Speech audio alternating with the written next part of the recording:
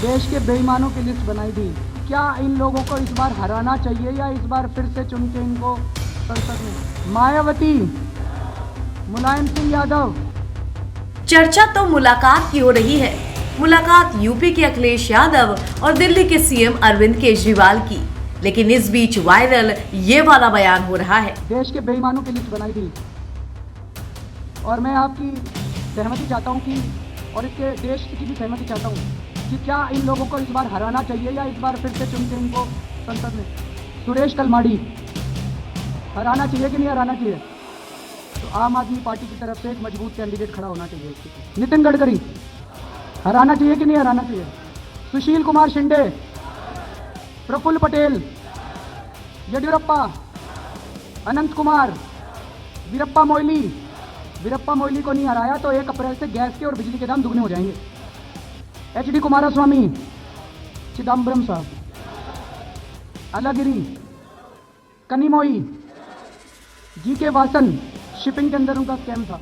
सलमान खुर्शीद, मायावती, मुलायम सिंह यादव। सुना आपने, भरे मंच से अरविंद केजरीवाल मुलायम सिंह यादव का नाम देश के बेईमान लोगों की लिस्ट में गिना रहे हैं। खैर, कहते हैं राजनीति में कुछ भी परमानेंट नहीं होता। अपने अपने अवसर के हिसाब से मिलन और गठबंधन हो जाते हैं। कुछ ऐसा ही अब होने जा रहा है। आज अखिलेश यादव और दिल्ली के सीएम अरविंद केजरीवाल की मुलाकात होगी, जिसके बारे में खुद अखिलेश ने बताया जब वो लखीमपुर के दौरे पर थे। अखिलेश कहते हैं कि कई सारे मुद्दों पर चर्चा होनी है। मैं कल मुख्यमंत्री दिल्ली और मुख्यमंत्री पंजाब दोनों से मुलाकात करूंगा और जब बातचीत होगी तो बहुत बातें आप तक रखी जाएंगी।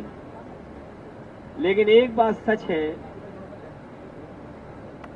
धीरे धीरे दिल्ली के मुख्यमंत्री जी के अधिकारों को छीना जा रहा है।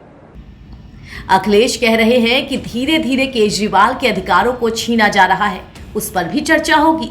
यानी क्या माना जाए कि अखिलेश को सीएम केजरीवाल का साल 2014 वाला पिता मुलायम पर दिया गया वो बयान याद नहीं, या अभी अपनी परिस्थितियों को देखते और समझते हुए वो केजरीवाल से हाथ मिलाने को तैयार है।